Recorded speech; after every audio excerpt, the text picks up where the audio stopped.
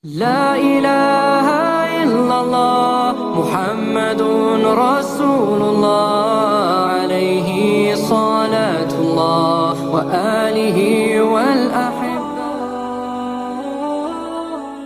Assalamualaikum warahmatullahi wabarakatuh. Pada kesempatan yang berbahagia ini, kita akan mengisahkan kisah seorang sahabiah yang bernama Asma binti Abu Bakar radhiyallahu an. Beliau adalah seorang wanita yang memiliki kepribadian yang cerdas dan tangguh. Namanya yang kita kenali ialah Asma binti Abu Bakar As-Siddiq radhiyallahu an. Ayahnya sahabat karib Rasulullah sallallahu alaihi wasallam. Pengorbanannya untuk agama Islam tiada tolak banding. Adapun ibunya bernama Qutairah binti Abu Uzza dari Banu Amir bin Lu'ay. Asma mempunyai saudara kandung bernama Abdullah bin Abu Bakar radhiyallahu an. Asma radhiyallahu anha telah dilahirkan 27 tahun sebelum hijrah. Allah mengurniakannya umur yang panjang. Beliau wafat pada tahun ke-73 sesudah hijrah. Bermakna usianya genap 1 abad sejak zaman jahiliyah hingga ke zaman pemerintahan Bani Umayyah. Asma binti Abu Bakar radhiyallahu an mendapatkan gelar Zatun Nitaqain, yang artinya wanita yang mempunyai 2 ikat pinggang. Semenjak permulaan Islam, Asma radhiyallahu anha telah banyak membantu perjuangan Nabi sallallahu alaihi wasallam bersama ayahnya. Ketika Rasulullah sallallahu alaihi wasallam dan Abu Bakar radhiyallahu an dikejar oleh kaum kafir Quraisy, kedua-duanya bersembunyi di Gua Thur. Maka pada waktu petang, Asma binti Abu Bakar berseorangan diri telah datang ke tempat persembunyian itu untuk membawa makanan dan minuman untuk Rasulullah sallallahu alaihi wasallam dan ayahnya, yakni Abu Bakar radhiyallahu an. Pada malam ketiga, Asma telah datang ke tempat persembunyian Rasulullah sallallahu alaihi wasallam dengan membawa seorang penunjuk jalan yang bernama Abdullah bin Uraikid. Kemudian Rasulullah bersama Abu Bakar meninggalkan gua itu untuk meneruskan perjalanannya. Manakala Asma pula membawakan bungkusan makanan untuk mereka. Karena Asma tidak mempunyai tali untuk mengikat makanan itu pada unta, maka beliau membuka tali ikat pinggangnya lalu dikoyakkannya menjadi 2 utas tali, yaitu satu dijadikan pengikat makanan pada unta dan yang satu lagi diikatkan pada pinggangnya. Dan sejak saat itulah Asma telah terkenal dengan panggilan Zatun Nitaqain. Setelah berkhidmat dan membantu perjuangan Rasulullah berhijrah ke Madinah, Asma segera kembali ke rumahnya. Namun belum sempat Asma tiba di rumahnya, beberapa orang kaum Quraisy dengan diketuai oleh Abu Jahal sudah di hadapannya. Asma ditanya dengan berbagai pertanyaan, tetapi beliau tetap menjawab, "Saya tidak tahu." Hal itu telah membuat Abu Jahal marah, lalu menampar Asma dengan tangannya yang kasar itu. Tamparan itu terlalu kuat sehingga menyebabkan anting-anting Asma tercabut dari telinganya. Rasa sakit dari tamparan Abu Jahal itu terus terasa oleh Asma sampai beberapa hari. Bahkan beliau tidak dapat melupakan peristiwa tersebut seumur hidupnya. Asma radhiyallahu anha telah memeluk Islam bersama-sama dengan golongan yang awal memeluk Islam. Dikatakan beliau adalah orang yang ke-18 dalam urutan orang-orang yang mula-mula memeluk Islam. Umur Asma 8 tahun lebih tua dari adiknya, yaitu Aisyah radhiyallahu anha, yang merupakan istri kesayangan Rasulullah sallallahu alaihi wasallam. Setelah usianya menginjak dewasa, Asma radhiyallahu anha telah dinikahkan dengan Zubair bin Awam radhiyallahu anhu, yaitu salah seorang di kalangan 10 sahabat yang dijanjikan surga oleh Rasulullah sallallahu alaihi wasallam. Mereka dikaruniai beberapa orang anak, yaitu Abdullah, Urwah, Mundir, Asim, Muhajir, Khadijah, Ummul Hasan, dan Aisyah. Asma binti Abu Bakar berkata, "Ketika aku menikahi Zubair, dia belum mempunyai rumah, juga tidak mempunyai hamba. Dia tidak memiliki apa-apa di muka bumi ini selain kudanya. Akulah yang biasanya mengembala kudanya, memberinya makan dan merawatnya.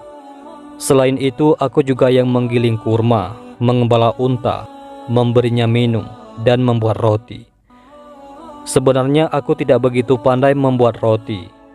Jadi, jiran tetanggaku di kalangan orang Ansarlah yang biasanya membuatkan roti untukku.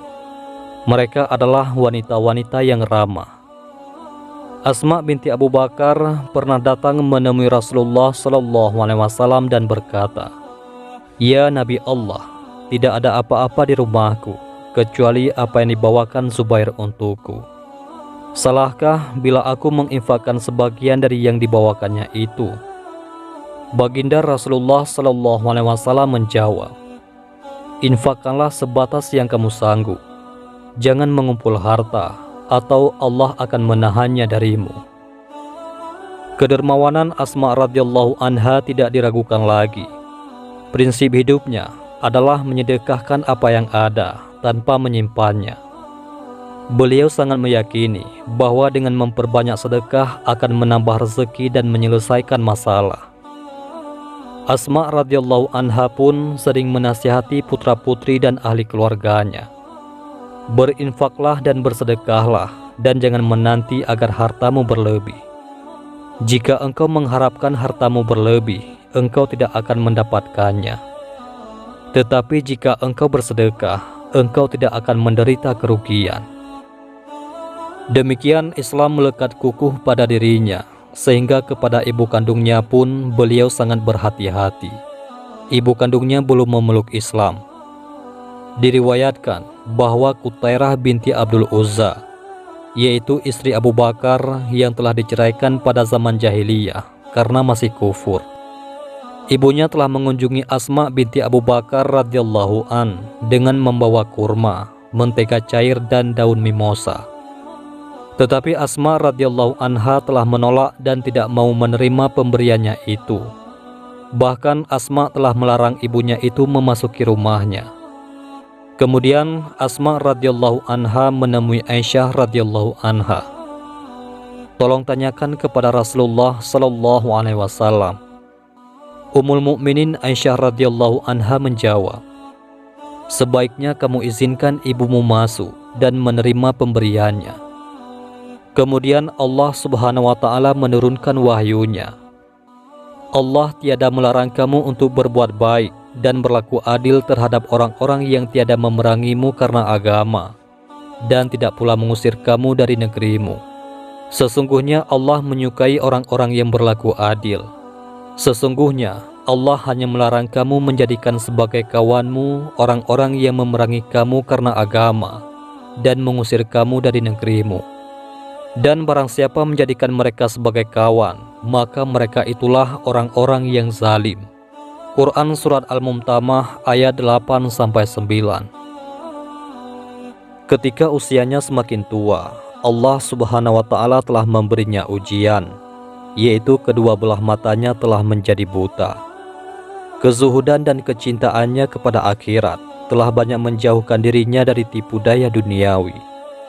Pernah pada suatu ketika, putranya yaitu Munzir bin Zubair telah datang dari Irak, dan beliau mengirim kepada Asma binti Abu Bakar radhiyallahu an sehelai baju yang terbuat daripada kain halus yang sangat lembut.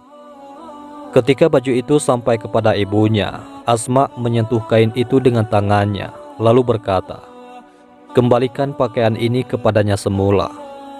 Ternyata Asma sangat gusar dengan hadiah tersebut. Melihat hal ini, Munzir berkata, "Wahai ibu, baju ini tidak tembus pandangan."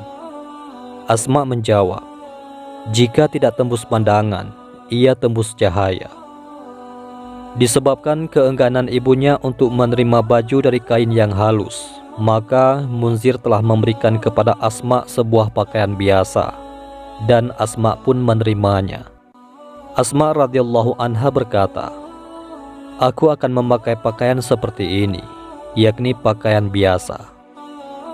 Pada suatu ketika, pada zaman pemerintahan Bani Umayyah, Ketika Asma telah berusia 100 tahun dan matanya telah menjadi buta, datanglah Abdullah bin Zubair menemui ibunya, yaitu Asma. Abdullah berkata, "Wahai ibuku, orang-orang telah mengecewakanku. Aku tidak mempunyai pengikut, kecuali beberapa orang saja." Menanggapi kesedihan anaknya ini, lalu Asma memberikan nasihat dan dorongan untuk membangkitkan semangat anaknya. Asma berkata, "Wahai anakku, engkau tentu lebih tahu tentang dirimu sendiri. Jika engkau yakin engkau di atas kebenaran dan kepada kebenaran engkau menyeru manusia, maka teruskanlah. Sahabat-sahabatmu juga telah terbunuh di atas jalan kebenaran ini. Jangan engkau jadikan batang lehermu dipermainkan oleh anak-anak Bani Umayyah. Tetapi jika engkau hanya menginginkan dunia semata, maka engkaulah seburuk-buruk hamba. Engkau telah membinasakan dirimu sendiri, dan engkau telah membinasakan orang-orang yang telah terbunuh bersamamu. Dan jika engkau berada di atas kebenaran, lalu sahabat-sahabatmu menghadapi kesulitan, apakah engkau mesti menjadi lemah? Demi Allah, ini bukanlah sikap orang-orang yang merdeka, dan bukan pula sikap ahli agama. Berapa lama engkau akan tinggal di dunia ini? Adapun mati itu adalah lebih baik." Mendengar nasihat dan dorongan dari Asma ini, maka Abdullah bin Zubair merasa tenang dan bersemangat. Lalu ia datang kepada Asma dan mencium kepalanya sambil berkata, "Demi Allah, memang inilah pendapatku, sebagaimana yang ibu ungkapkan. Akan tetapi, aku ingin mendengar pendapatmu terlebih dahulu. Dan kini engkau telah menambahkan kepadaku keteguhan hati di atas keteguhan yang telah ada padaku. Ingatlah wahai ibuku, anggaplah aku ini sudah mati dari hari ini. Dan aku harap engkau tidak terlalu sedih jika mendengar beritaku kelak. Dan serahkanlah masalah ini kepada Allah." Kemudian Abdullah memberikan kata selamat tinggal kepada ibunya. Dalam riwayat lain disebutkan, pernah Abdullah mengadu kepada ibunya tentang kebimbangan hatinya. Jika ia mati, tentu mayatnya akan dipotong-potong oleh Al-Hajjaj. Maka Asma menenteramkan Abdullah dengan berkata, "Apakah mayat yang sudah mati akan masih merasakan tersiksa atau kesakitan jika dianiayai oleh orang yang hidup? Tentu tidak, bukan?" Ketika Abdullah telah terbunuh di tangan Al-Hajjaj, Al-Hajjaj telah meletakkan mayat Abdullah dalam keadaan disalib di atas batu. Dan Al-Hajjaj bersumpah tidak akan menurunkan mayatnya dari atas salib itu, melainkan jika ibunya sendiri datang memohon kepadanya untuk menurunkan mayat itu. Akan tetapi, Asma enggan untuk menurut kemauan Al-Hajjaj, maka mayat itu terus bergantung di atas batu. Dan pada suatu hari Asma melewati tempat itu, lalu beliau berkata, "Apakah masih belum sampai masanya bagi sang pahlawan ini untuk menampakkan kakinya di atas bumi?" Mendengar ucapan tersebut, orang-orang Bani Umayyah telah menganggap bahwa kata-kata Asma itu sebagai permintaan belas kasihan kepada anaknya. Maka mereka pun menurunkannya dari atas salib. Al-Hajjaj pernah datang kepada Asma dan berkata kepadanya, "Apa pendapatmu tentang apa yang telah aku lakukan terhadap anakmu?"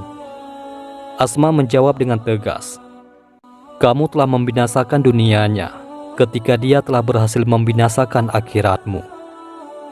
Sebelum itu, Asma radhiyallahu anha telah berdoa, "Ya Allah, janganlah engkau ambil nyawaku sebelum mataku merasa bahagia dengan mayat anakku." Dan seminggu setelah mayat Abdullah diturunkan dari salib, barulah Asma radhiyallahu anha meninggal dunia. Itulah Asma binti Abu Bakar radhiyallahu an, seorang tokoh sahabiyah yang sangat berani berkata hak di hadapan seorang penguasa walaupun terasa pahit. Asma radhiyallahu anha pernah menemui Hajjaj dalam keadaan buta. Asma bertanya, "Di mana Hajjaj?" Mereka menjawab, "Hajjaj tiada di sini." Asma radhiyallahu anha berkata, "Katakanlah kepadanya bahwa aku mendengar Rasulullah Shallallahu Alaihi Wasallam bersabda, ada dua orang laki-laki dari Thaqif, seorang adalah pendusta dan seorang lagi adalah perosak. Ketika pesan itu disampaikan kepada Al-Hajjaj, Al-Hajjaj pergi mengunjungi Asma binti Abu Bakar dan berkata kepadanya, putramu telah menumpang di rumah ini dan Allah telah membuatnya merasakan siksaan yang sangat pedih. Asma radhiyallahu anha menjawab, engkau berdusta. Dia berbakti kepada kedua orang tuanya, berpuasa dan sholat. Tetapi demi Allah, Rasulullah Shallallahu Alaihi Wasallam memberitahu kami bahwa seorang pendusta akan muncul dari Thaqif. Yang satu lebih buruk dari yang pertama, yaitu ia seorang perosak. Begitulah keberanian Asma radhiyallahu anha. Asma binti Abu Bakar radhiyallahu an meninggal dunia beberapa malam setelah putranya Abdullah bin Zubair diturunkan dari salib. Abdullah bin Zubair telah terbunuh pada hari Selasa 17 Jumadil Awal tahun 73 Hijriah. Inilah sebuah teladan yang sangat berharga buat kita semua. Asma radhiyallahu anha bukan saja menunjukkan keberaniannya, tetapi kepatuhannya kepada Allah, suami dan ayahnya, juga pengorbanannya yang sangat besar. Sikap dermawan dan kecemerlangan berpikir menjadi cermin kepribadiannya. Bersama suaminya, yakni Zubair bin Awam, terbentuklah keluarga sakinah, mawaddah dan warahmah. Bukan karena harta yang melimpah ruah, tetapi limpahan barokah dan rahmat dari Allah Subhanahu wa Ta'ala. Karena ahli keluarganya yang menjadikan kecintaan mereka hanya kepada Allah dan Rasul di atas kecintaan-kecintaan lainnya. Dari keluarga ini lahirlah seorang syuhada yang gagah berani, tidak takut terhadap apapun kecuali Allah Subhanahu wa Ta'ala. Semoga kisah Asma binti Abu Bakar ini akan senantiasa mekar di jiwa kita sebagai motivasi diri dalam menyamai kecintaan serta menjalankan kewajiban terhadap Allah Subhanahu wa Ta'ala. Wallahu a'lam bishawab. Mudah-mudahan kisah ini bermanfaat bagi kita semua. Assalamualaikum warahmatullahi wabarakatuh.